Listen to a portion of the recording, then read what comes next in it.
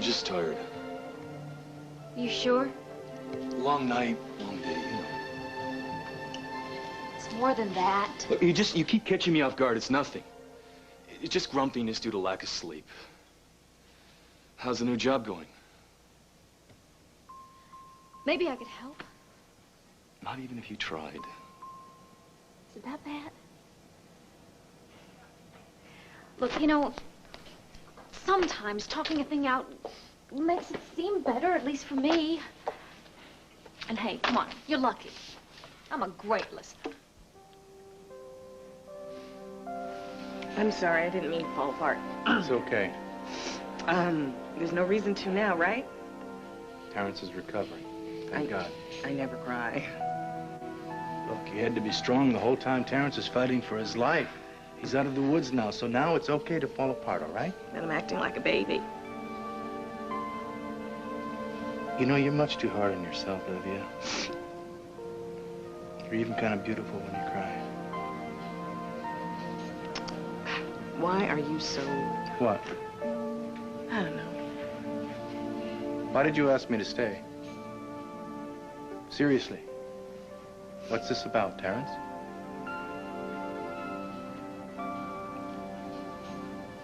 No. You and me. Donna, you're my best friend. You haven't seen me in over a week, and you walk in here, find out I'm engaged to Dimitri, and tell me I'm making the biggest mistake of my life? Well, I think you are. Well, thank you very much.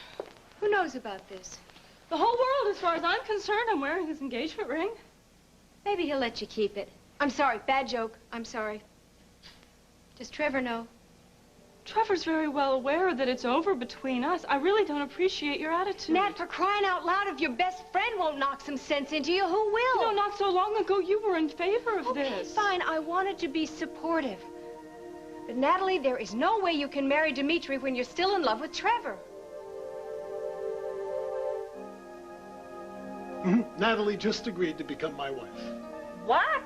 Your sister and I are engaged to be married. Now, if that doesn't give me the right to protect her, I don't know what would. You and Nat? Now, let me make myself perfectly clear, Janet. If you try to intimidate her again, if you ever speak so much as one threatening word to her, I'll be sure to... I won't. I will never bother her Leave again. her alone. Please, don't hurt me. Let's get the hell out of here.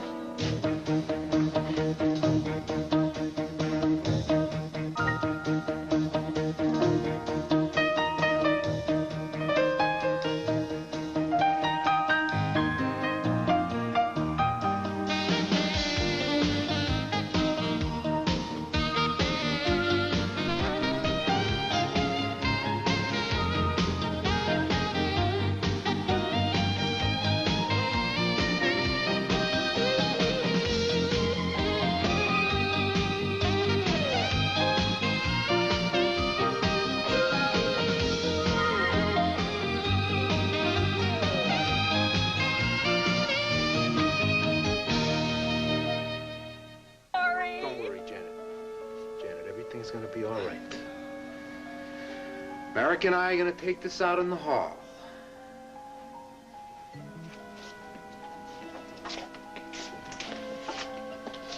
The doctor told us, Janet has a little problem. Maybe you could check in on her? What happened? Why don't you ask her? I got my hands full here. Do you get some weird thrill scaring a sick, helpless woman halfway out of her skivvies? No, that sick, helpless woman will not harass Natalie. Says who? Says you? What do you think you are, reading her the riot act? Well, as you no doubt heard, I'm Natalie's fiancé. Big deal. Now, whom you never understood. This is not about Nat. It's about Janet. She almost lost it. She still could lose it. What, the baby? Acute reactive hypoglycemic attack. I mean, that's what the doctors say, but according to them, it's usually caused by stress, which means if you mess with Janet, you mess with the kid. Look, I didn't think my coming would... Yeah, I know you didn't think. Thinking is a tough thing to do. That's why I'm filling you in. So why don't you scram and get your jollies someplace else? All right, look, I'm sorry. Just give us a break. Disappear yourself. Of course. And my apology is sincere, Trevor. I had no idea that she was having health problems. I swear it won't happen again.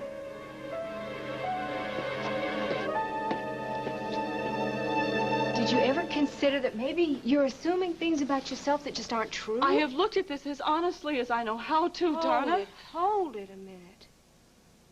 You're not planning on, like, eloping with this guy, say, tomorrow, are you? No, of course not. Then what's your hurry? How come you gotta go around wearing that ring and giving a big party and hurting Trevor even more? Because it was time for me to make a decision.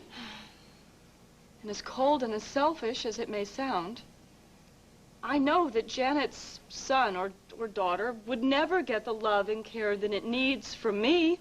I would resent it.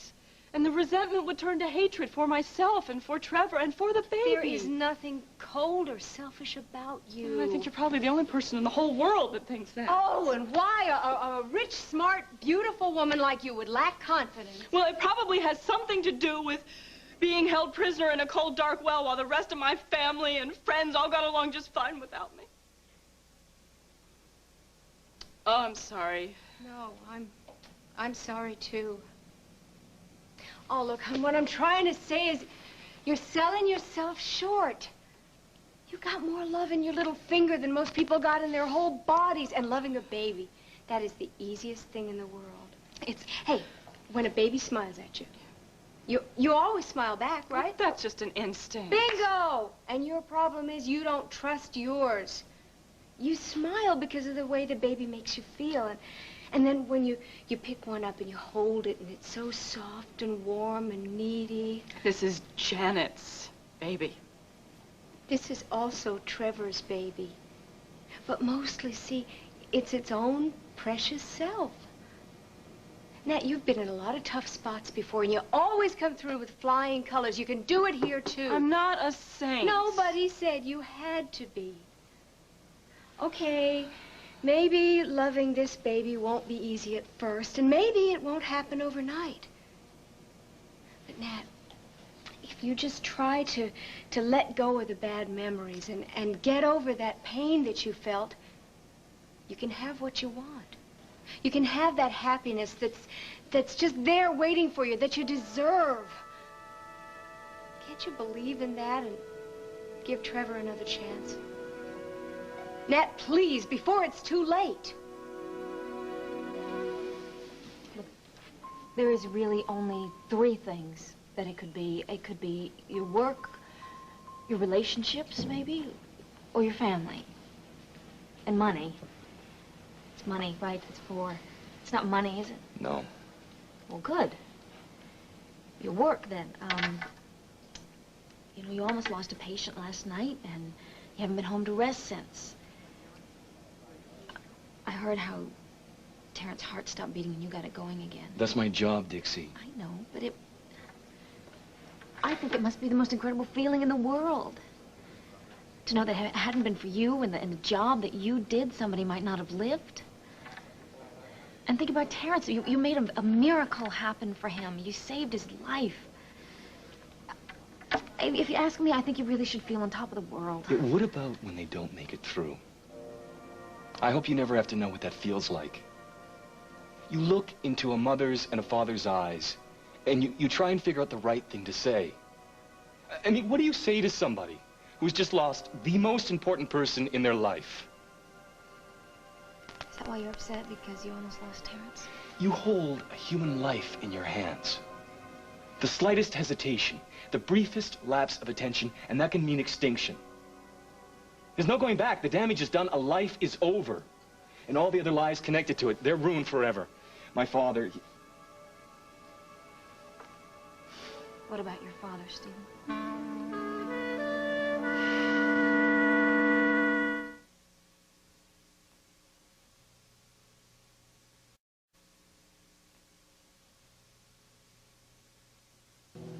Did a doctor make a mistake? Look, I shouldn't even have mentioned him.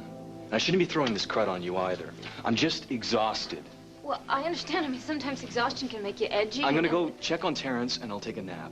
Stephen! I'm just tired. Look, thank you for the shoulder.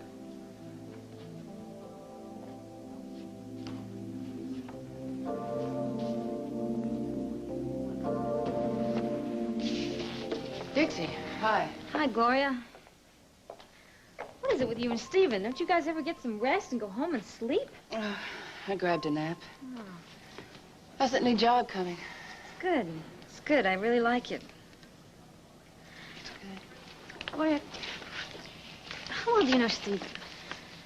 Why? Can I ask you kind of a nosy question? Go ahead. Has he ever talked to you about his family? You mean like his brothers, his sisters, where he's from, that sort of stuff? No, I ask him any side stuffs. Oh, I guess he's just a private person, huh? Yeah, and worn out. Why, the two of you just worked so hard with Terrence. So impressed. You know, he saved his life, and how you work so hard to be dedicated to your profession. I really admire you. You do? I think anybody who saves somebody's life, or whether it be by an accident or illness, I think you're noble. Noble, huh? Me? Mm-hmm. You're the only person alive with that opinion. Oh, I don't think so. I think everybody likes you. Okay, all right. So you're not Craig's favorite person at the moment. I'm sorry about that, because I know that must hurt you, but sometimes he just gets so stubborn, you know. He gets this idea in his head, and he won't let go of it. But I know that when he gets to know you as well as I do, he'll love you.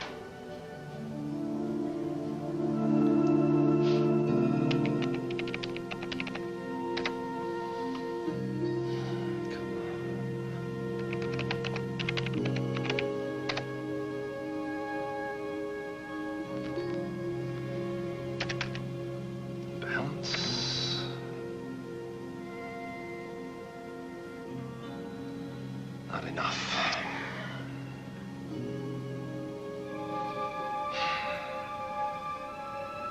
Check.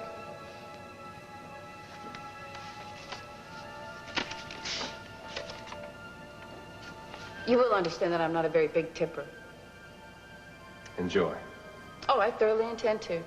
I have a lot of shopping to do. And this better not bounce. It's gonna bounce like a basketball.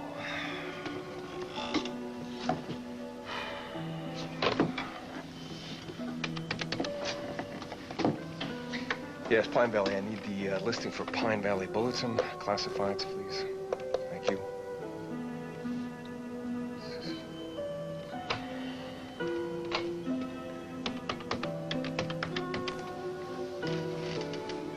Yes, I'd like to place an ad for my car, please. Craig Lawson, 25 White Oak Drive, Pine Valley, 555-6467. It's a 91 Lamborghini. Charcoal gray, black interior. Must sell, best offer. Yeah. Yeah, that's all. Thank you. Bye. Craig, why on earth are you selling a brand new car? Palmer, I didn't hear you come in. Surely you can't be in need of money. Or can you? I want you to know how grateful I am to you for everything that you've done for Terrence. I didn't do anything. You found him. You got him to the hospital on time. You called me, and you stayed with me. What? Just don't be too quick with the compliments, Livia. The attack on Terrence should never have happened. You're right. Life should be beautiful and safe and carefree, but it ain't. And it never has been, and I don't think it ever will. I should never have left Terrence alone at the health club. That's a fact. Tom. Look, I saw those creeps earlier in the day. I knew that they were trouble when I threw them out. Why I let him close up alone, I don't know. Because you trust him. I swear to you, it never, ever occurred to me that they would come back. Tom, what those two animals did to my son is not your fault. Yeah, but I don't get it. I mean, we had their names, their addresses, we saw their faces. I mean, how could they be so stupid? You don't have to have a brain to beat somebody to within an inch of their life. Hate is easy. I don't want to believe that. Well, not a lot of people share your point of view. Sad thing is, it doesn't surprise me at all. Olivia. You grew up black in this country, and you almost come to expect it. I mean, it's just a fact of life. Some people do accept it. And some people internalize the rage until it just explodes into violence. I should have seen it coming. Tom, you are not blind. It's just the people that you happen to associate with. I know I don't hang around with bigots and thugs, but I should have seen it coming. There's nothing in your life for you to compare it to. You know, one of the wonderful things about you is that you are so positive. I used to be like that. Till the first time somebody called me a lazy, good-for-nothing nigger. I was 4 years old. And my mama taught me forgiveness. And in Sunday school, I learned to turn the other cheek. But some just didn't sit right. And then I went to law school. The first apartment I tried to rent in a relatively safe, inexpensive neighborhood. The landlord told me that it was already rented. And then I heard him offer it to a white couple. And I thought, no, I don't have to forgive this. I don't have to turn the other cheek to this. This I can fight. And I will fight it for the rest of my life. The other night at the ski cabin, you said that you didn't want to risk a relationship with me because of the cruelty we would face. I owe you an apology. No, you do not owe me an apology. I was wrong. I handled it badly. I cut you off. Because why? Because I didn't want to hear it. I think I'm beginning to understand a little bit better now. And for whatever I've done here tonight, you don't owe me a thing.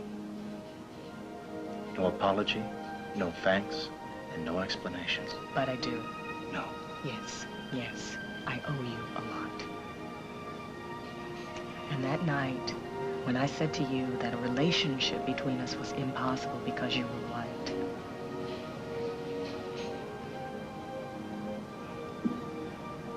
it was a lie. It was a big, fat, stupid lie.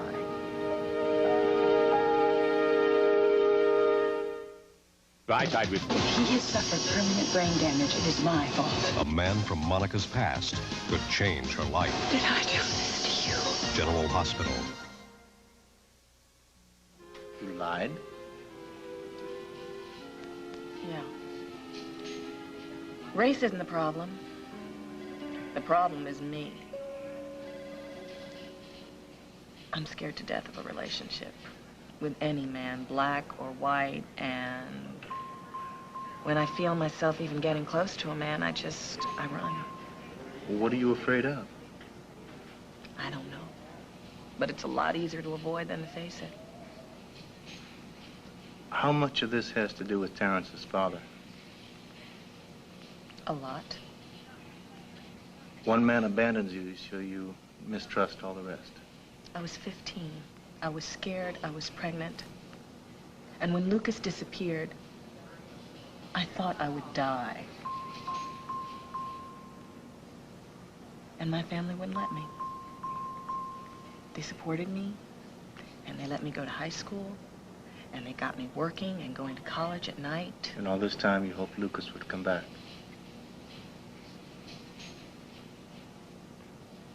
I think it took me a long time to stop waiting. And by the time I did, it was just because I was too busy to think about it. I was a star scholarship student, politically involved, active, working, single mother. I guess the more successful and ambitious I became, the deeper I buried the pain. You never, in all this time... I had men friends. I just kept them at arm's length, and if anybody got too close... You ran. Did your family try to encourage you to find someone else? Or They were all matchmakers, especially Derek. He kept telling me to find a daddy for Terrence. And you just resisted him? I was doing a pretty good job. I was afraid to be hurt again. Somehow I can't imagine you being afraid of anything. Put up a pretty good front, don't I? Years of practice. Decades. I know that it took courage for you to admit this.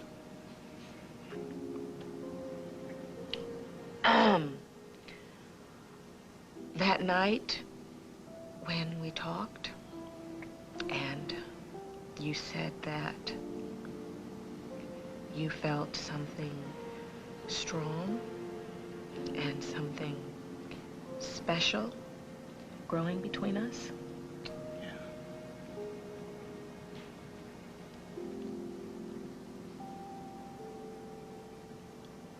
I felt it too.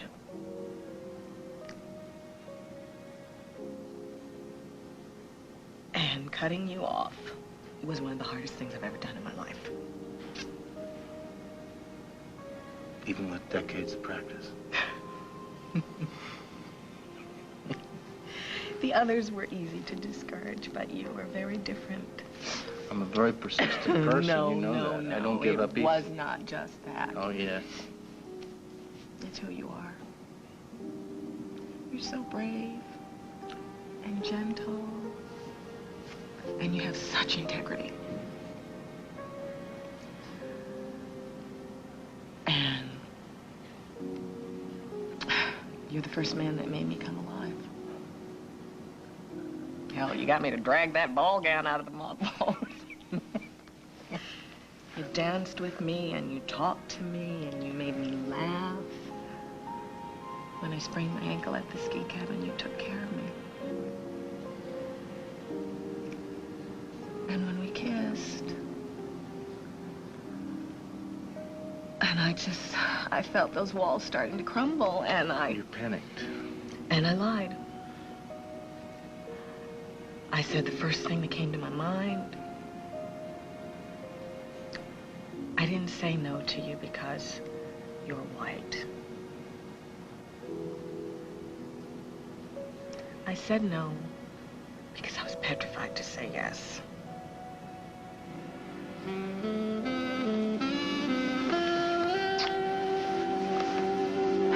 It's that tax-deferred annuity Jeff Hill was talking to me about last week. You know, it sounded promising, so I had my broker check into it, and she backed him up all the way.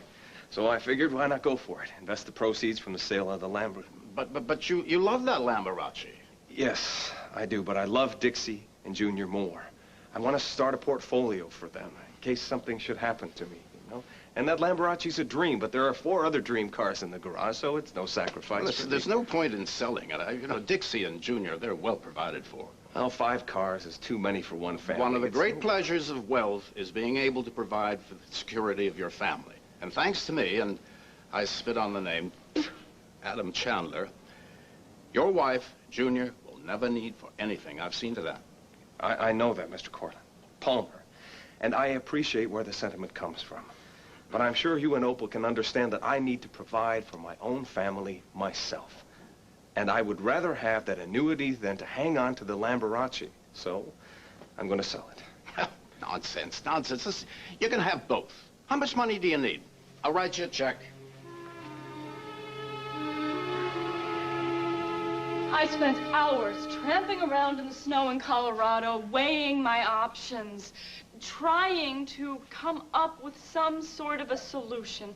Donna, I love both Trevor and Dimitri. I really do. But when Trevor told me that he was going to take responsibility for Janet's baby, suddenly everything became clear. My decision was made, and it's the right decision, and I plan to stand by it. What is so wrong with taking a little more time to sort things out? Well, it's been long enough. Too long. This way Trevor can get on with his life, and I can get on with mine. Okay, fine. Say I accept your point of view, okay? You can't marry Trevor because you got too many negative feelings about Janet's baby. Fine. Why do you have to rush into a marriage with a guy you've only known a few months? Because I love him. Well, and I'm tired of being alone. What happened to the independent old Natalie Hunter I used to know? She died in the well. Janet killed her. Oh, Nat. Dimitri loves me. And he's good for me. He's kind and trustworthy and romantic and unselfish. Unselfish? If he were really unselfish, he wouldn't be rushing you into this marriage. I want to be settled as much as he does. With Dimitri, Timmy and I can find the security we've been looking for. Right, except the only stepfather Tim wants is Trevor. Timmy is very fond of Dimitri. I know, but he loves Trevor. Stop it. No, I'm Stop right. it. Stop trying to make me guilty about this. Hello. Natalie, this is Helga. I apologize for disturbing you, but is Dimitri there? No, Helga, I'm sorry he's not. I just assumed he was with you. Well, maybe I'll see him later. Could I give him a message? Perhaps you're the one I should speak to. I've held my own counsel up till now because Dimitri ordered me to, but I can't stay quiet anymore. I have to tell you, as I told him, that if you marry him, you will regret it. I simply have to tell you that. What does Dimitri say about this? He won't listen, which is why you must. For your sake and for Timmy's, you must hear me out. Natalie, you must know the whole truth about Dimitri.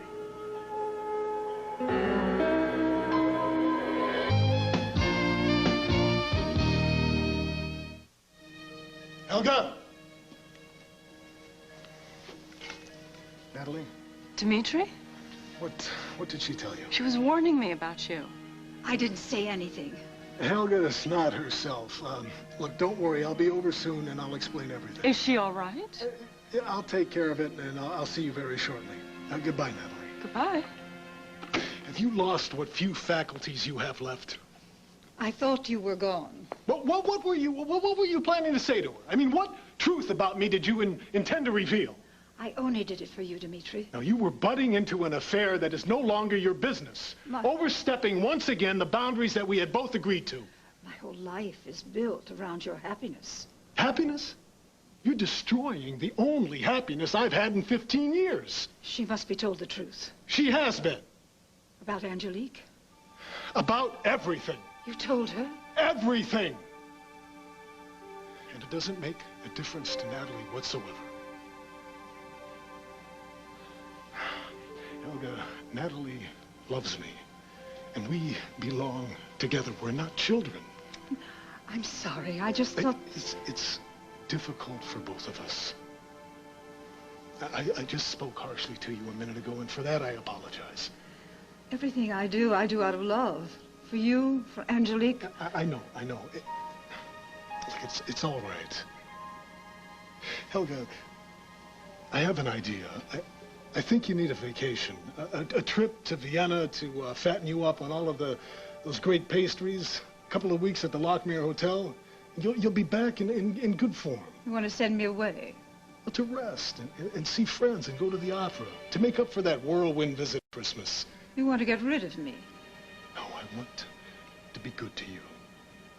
I want you to be as happy as I am. How you love Vienna. You could leave tomorrow, stay for as long as you wish. Come on now, you know that you want to go. You won't do anything foolish if I say yes. I'll give you my word. It would be nice. Well, start packing then, and I'll make the arrangements right now. Okay?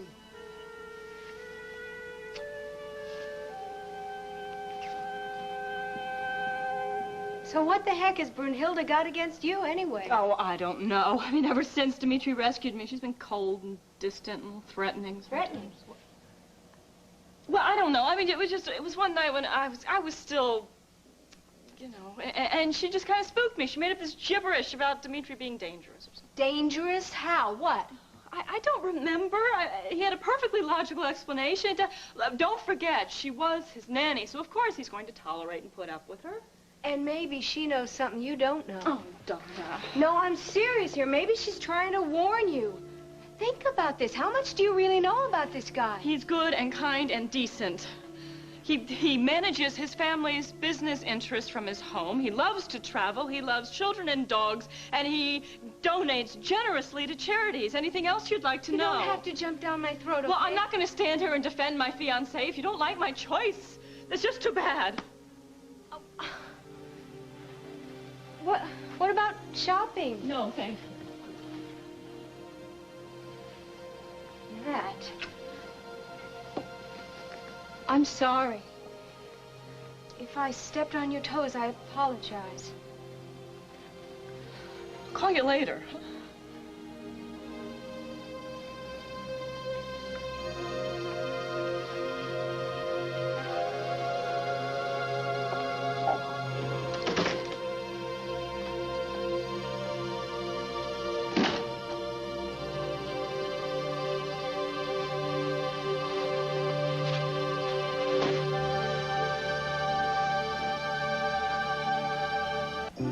You were wonderful with that sneaky Dimitri. I won't be coming back. I told Amanda what a strong and protective daddy she had, and she said to tell you that she feels very safe, and so do I. Thank you, Trevor. No problema. But I don't like the looks of that Dimitri, do you? I mean, those eyes, they're bright and beady. They look just like an eagle right before his talons slice into the fins of a fish. Have you ever seen an eagle catch a fish? Finish the salad. There.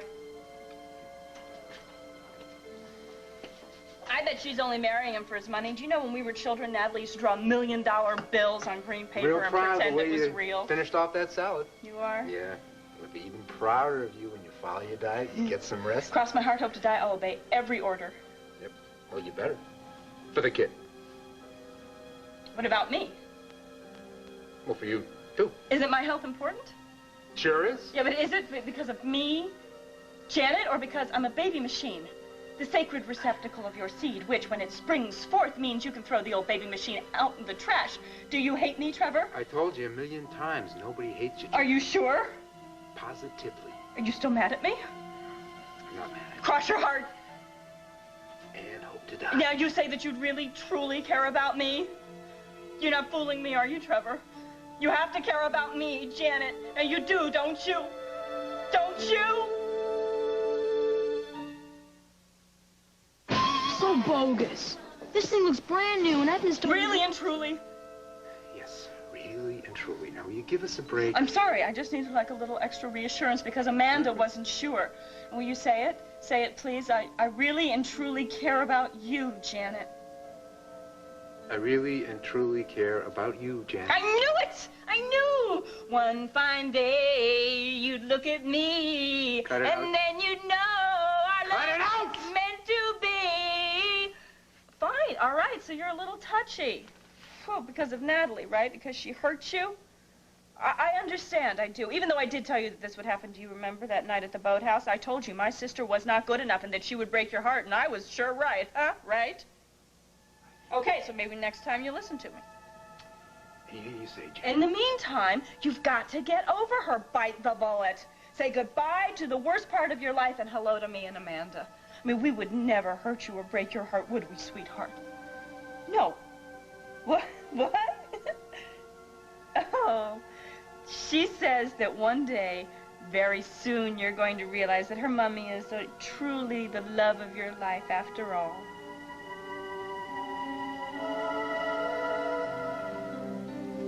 It's odd What? how peaceful I feel. I've said things to you I've never even uttered aloud, much less to a man. Was it as bad as you thought it would be? I have no idea where any of this is going to lead. Neither do I.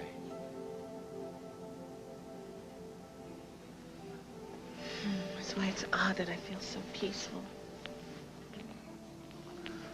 It's okay to not know exactly where everything is going to lead, you know. It's okay to go on trust.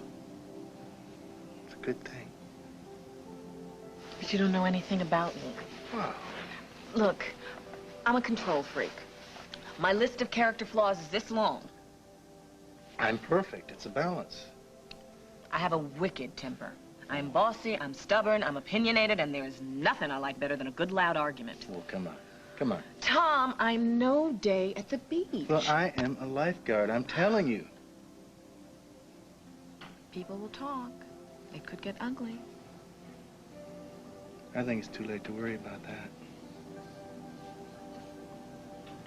I pray to God you won't regret this. Nobody is going to make me regret this.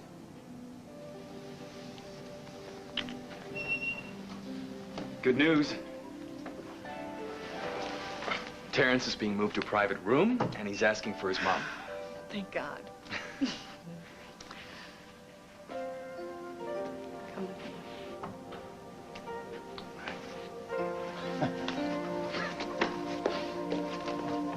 Why all these questions about Stephen's background, Dixie? Well, something is troubling him, I think, and making him sad. And I think that it's his family. So if you know anything about his father, maybe some medical case that he might have been involved in, or maybe he was a victim of malpractice or something. Well, I don't recall anything. I just have this strong hunch that he's holding something in, something that his friends could help him with if they knew more, you know? Don't know anything about Mr. Hamill or any medical case? Well, wait a minute. Maybe I do know something about a Dr. Hamill. Do you think his dad might have been a doctor? Well, no, I'm not sure of this. Well, could you find out? But Dixie, this is rather unorthodox. Well, I just feel that if he's in some kind of pain, you know, I might be able to help him deal with it. You know, the patient advocate program shouldn't just be for the patients. Please, Joe, you know, just do me this one favor. I can't take that check until we decide on a schedule of monthly payments with interest. It's a gift, dear boy. It's a gift. Go on, now take it. It's only money, for heaven's sake. It's the least I can do. The last thing I wanted to do was to take advantage of your family, sir. Dixie's family is your family. Now, you're part of the clan, whether you like it or not. And whatever you need, the family will always be in back of you. Well, I don't know what to say. Well, don't say anything. No, listen, when manna falls from heaven right into your lap, just accept it gratefully. I hope you know how much I appreciate your support. No, I have a notion. And I hope I never let you down. Well, I don't expect you will. Oh, you're doing brilliantly at Cortland Electronics. Your supervisor told me yesterday that you are absolutely indispensable. Well, that's nice to hear. Yeah, well, you keep up the good work. And good luck with that investment program that you're working on. And if you ever need any advice or anything, I'll gladly give you the benefit of my experience. Well, I appreciate that. Thank you. Good. The only thing I want in return for that money is an accounting of that deferred annuity thing that you found. All right? If it's a winner at all, I may want to buy in on it myself. Well, I'd be happy to do that. Yes, well, no hurry, no hurry. Whenever the statement comes in. Thanks again.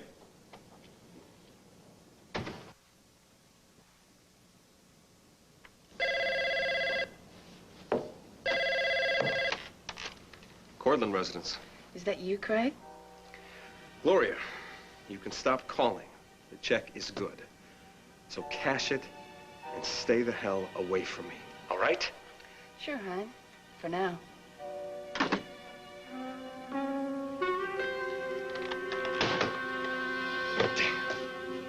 As I can manage. Now remember, you promised to follow doctor's orders. I crossed my heart. Yep. Wait! Say goodbye to Amanda. Sayonara, baby.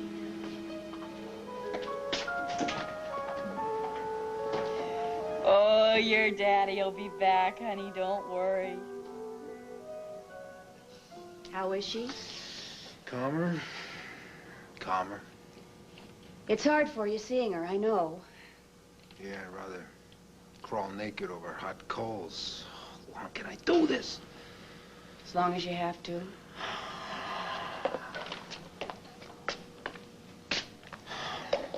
Not easy denying your feelings, is it? I try not to lie to her, but I give her an inch, she takes a mile. She pushes me into a corner. I say things I could gag on. And now she's talking to the baby, calling it Amanda. Well, she has some serious delusions, but we're working on it. I keep this up, I'm the one that's going to be having delusions. Hey, all you can do is give it your best shot. And you know where I am if you need me. Now the numbers add up, Amanda. No more Natalie as fourth wheel. Just Trevor and me. And baby makes 3. Da-da-da-da-da-da-dum. Natalie, you mustn't let Helga upset you. She's an ornery old woman, and unfortunately, these spells are coming more frequently. This isn't a spell, Dimitri. It's an attitude. She does forget herself. She can't stand me. She's disapproved of me from the beginning. Now, I know she was your nanny, and that explains the possessiveness, but it doesn't explain the dark looks and the threats. Dimitri, is there some reason for her disapproval that I don't know about?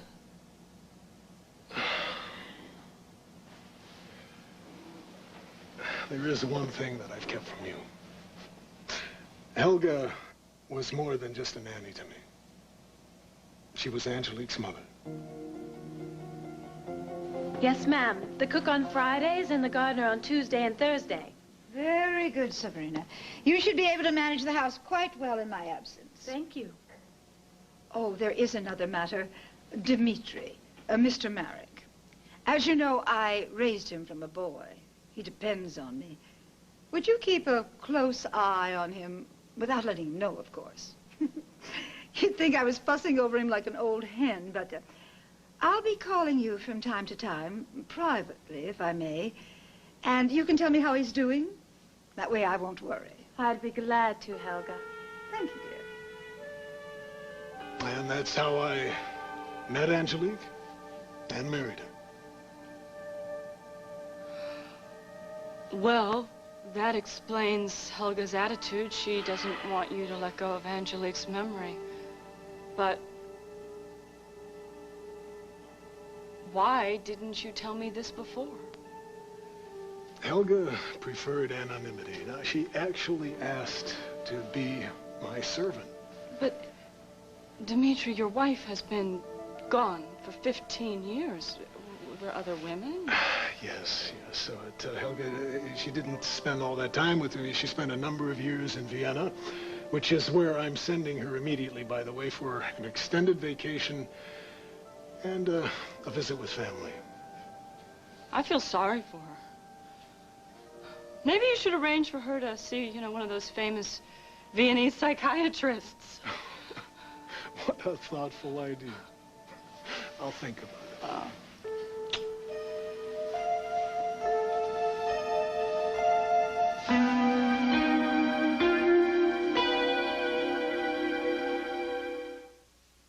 Presenting Mighty Dogs.